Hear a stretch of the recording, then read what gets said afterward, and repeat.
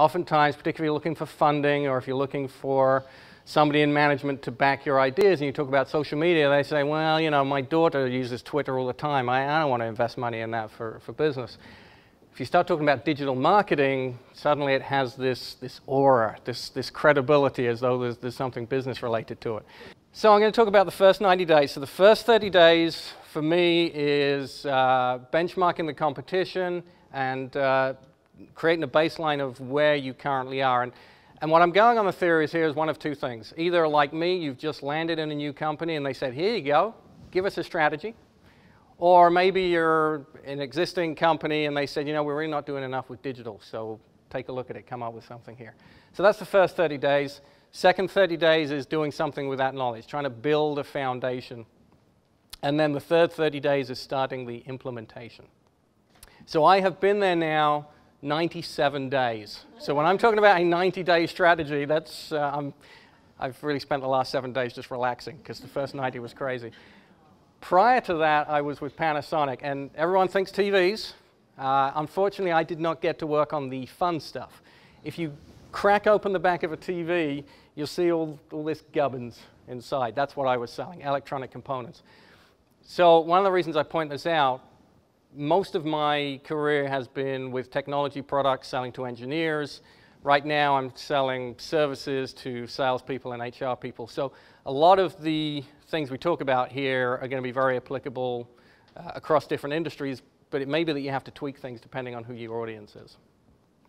First thing, in my humble opinion, you need to work out what are you doing right? What are you doing wrong? Where are you right now? So first thing I do is go to a website called Alexa.com. And Alexa is a free website. By the way, when I say free on these things, typically it means they're free for the first part of it, and then obviously you have to pay more for the premium features. So the nice thing with Alexa, all you do is you type in the URL of your website, and it comes up with this nice little summary that says, this is your traffic ranking. So it looks at all of the traffic to websites in the last 3 months and gives you a number. You could spend a whole day talking about Google Analytics and what to do with it, but suffice to say, most of you have probably spent time around it. You can get a lot of good benchmarking data from it. The number of people visiting, whether there's seasonal trends to it, where they're coming from. There's sections as you boil down that tell you how much direct traffic, referral traffic, ton of good stuff, assuming your web guys have already set up Google Analytics for you. So now let's take a look at your competitors' presence. So this is right now my arch nemesis. And everywhere you look, they're advertising, they have web presence, they're doing a lot of good stuff. So the first thing we do is throw them into Alexa, and it turns out that they have a ranking of 188,870. So, you know, that sounds like they're way down the list, but you think about the niche that we're playing in, you know, rewards programs, incentive programs, so that's very respectable for the kind of industry that we're in. Now, you can't go into Google Analytics because we don't have access, at least we shouldn't have access to their Google Analytics. But here's something you could do. Pick a few of the keywords that you are currently using, put them into Google, and see which of your competitors come out on that first or second or third page. Yeah, if you can blog once or twice a week, I think that gets you some good numbers. They have multiple authors. It's tough to see here, but trust me, these are 3 articles by 3 different authors. So that gives you some different voice. It broadens your credibility and your knowledge base. It shows that you have a number of experts out there working for you. And then the other nice thing they do is give very clear links to their other social media platforms. Facebook, so they appear to be trying to be very sociable and friendly. They got lots of happy smiling faces. Hopefully these are actually their employees holding these signs. So you can see, all right, that's kind of a nice, they're trying to build a nice friendly community. They've got 500 and something likes. They're actively posting on it. So they've obviously decided Facebook is important to them. Twitter, a little more formal. They got 3,500 followers, tweeting 6,000. They've tweeted 6,000 times. Very active. Could be tweeting crap. We haven't looked at that yet, but at least they're putting stuff out there. LinkedIn. I'm a big fan of LinkedIn as well. I think it's a very strong way of putting out a credible company image. Again, they have these happy faces, and you know, this is sometimes people try and differentiate between how they look on Facebook, how they look on LinkedIn, how they look on Twitter. Here these guys are basically going for the same thing, although they're not quite as happy on LinkedIn. I would say they've been a little more serious. So for example, I went through this process. I marked up our web page. The guy told me it would take 2 days to do it. Yeah, I think he was lying. It's probably a day, but you know, he takes a lot of coffee breaks. So, but these things are generally quick to fix. Maybe you can even fix them yourself, depending on how you have your website set up and how knowledgeable you are.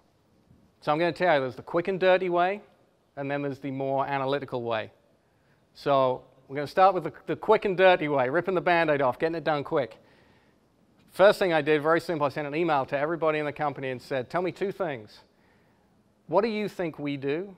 And how do you think our clients would search for us on Google? Now, you would like to think those 2 are the same, but as it turns out, they're not.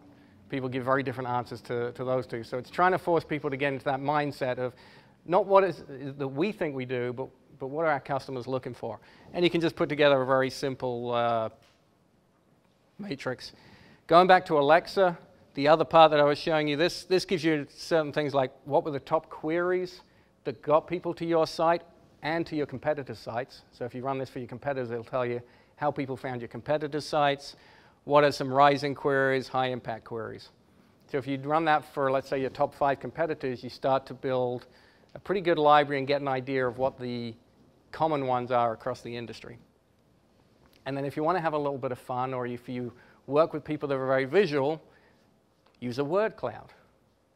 So all I did here was take the words off of top 5 or 6 of our web pages, put them into Wordle.net, which gives you this lovely word cloud. And I know it's not very quantitative, but it's very easy to pick out what are the big words that you keep flashing up on your website.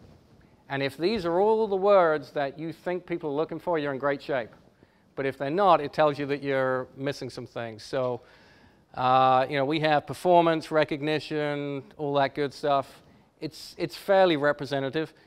Employee engagement is a huge search term in our industry right now, and it really doesn't show up here. So it's a very visual way of looking at it. You can do the same for your LinkedIn profile. When I did it for our LinkedIn profile, it gave us very different keywords to our website. So that tells you that you really need to hone down on the keywords that you're using. All right. So that was the first 30 days. I now have 10 minutes left to do the next 60 days. But most of the work happens in the first 30 days. You got to build platforms that people want to visit, give them reasons to be there. A lot of it is about content. I was talking to Mark earlier about developing that content is really the tough part. You can get people to come to your sites. The trick is getting them to come back. So you got to have good material. You got to make it easy for people to comment and start those discussions. That's a great question, because that's probably the toughest part of all of this, which is why I'm not going to talk about it, because this is building the foundation. Trying to keep it going is tough. All right, so outbound marketing versus inbound marketing. I am not going to talk about that because I'm assuming that everybody here knows the difference. But suffice to say, everything we're talking about is inbound marketing, which leads me nicely to this. I'm not going to talk about this either, but if you're trying to explain to people what the difference between inbound marketing and outbound marketing is, there's this really nice infographic by Voltier Digital, which is will be on the Pinterest page that I share with you. It goes down in more detail on this, but if someone's trying to understand, well, you keep talking about inbound marketing, but marketing is just advertising, right? This is a way of explaining to them what the difference is. All right, so I'm a big fan of digital marketing. I love digital marketing. It's what pays the bills. So I think everything we do should be digital. If everything has to be digital, where the heck do we start? This is about a year old now. This was somebody's attempt to try and look at every social media company platform that exists out there, and it's bewildering, right? The good news is none of us need to understand all of this. What you need to understand is the 3 or 4 or 6 or 7 that makes sense to you. And I think a key part at the beginning of that second 30 days is trying to understand and define which are the key ones for you. First step to doing that for me is developing personas. So this is understanding who your typical customers are. And depending on size of the company, how niche you are, this could be 2, this could be 6. Just trying to understand who is the typical customer, or who are the typical types of people that I'm trying to talk to? So at Panasonic, one of them was a design engineer. Won't go into the detail of this, but once you start to understand that we're dealing with design engineers, they're frustrated because they can't get technical information easily, it starts to tell us which digital properties we need to use to reach them. You're going to reach a design engineer very differently to the way you would reach an HR assistant. One of the things we found out through some data that was published, most engineers didn't use Facebook at work. I think 2/3 of their companies blocked access to Facebook, but they didn't block access to LinkedIn. So once you start understanding that, you start to have a justification. When your boss says, where's our Facebook page, you can explain to him, well, Barry, the design engineer, never goes to Facebook, so why would we be there? So for Panasonic, we decided to do a blog, YouTube, LinkedIn, and Twitter. We felt we could manage 4, and that would reach most of our audience. With Ditman, it's a little bit different. We're not doing YouTube right now. We're doing Google+, and because a lot of what we do is travel related, we got a lot of great photographs, so we're going to look at using Pinterest and Tumblr.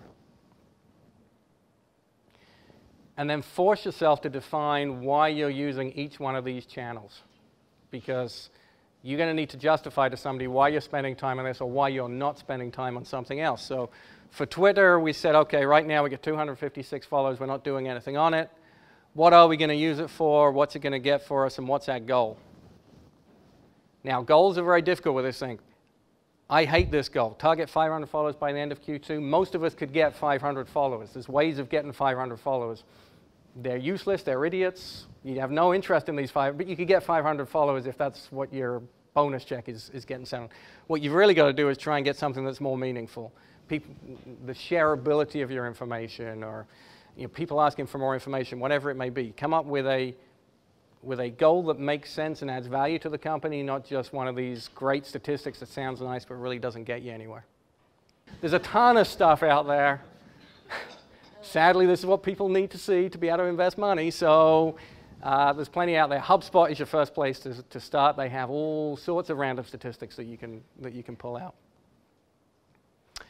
All right. So we're all exhausted. After 60 days, you go to your boss and say, I need a vacation. And he says, no, 30 more days, then I'll give you some time off. So now we're into the implementation phase. I'm going to get through this quickly, promise. So first thing you need is a plan. So you can probably get away with 30 days, maybe 60 days, with just telling him, I'm looking into it. I'm in my sponge phase. That's always mine. I'm in my sponge phase. I'm soaking everything up. But at some point, he's going to say, well, that's fine. But, I've given you 4 or 5 paychecks now. I need something. So you got to come up with a plan with some timelines and some achievable goals. So yeah, we want to be number 5 on Alexa, but what are you going to get to in the first 30 days, first 60 days, whatever it may be? Because they're probably not going to be happy when you say, well, a year from now, you're going to be in good shape.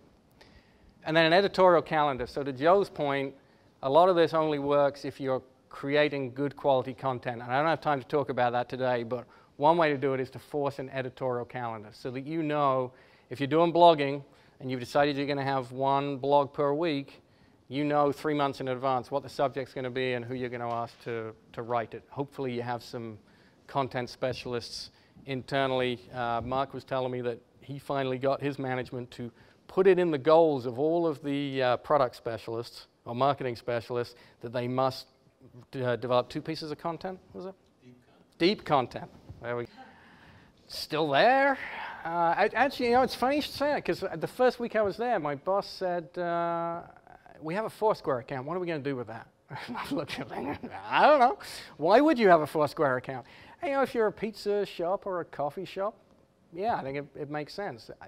In terms of B2B, I've seen conferences try to use it, but I think B2B, it's a hard sell. I don't know if anyone else has come across a good use of Foursquare.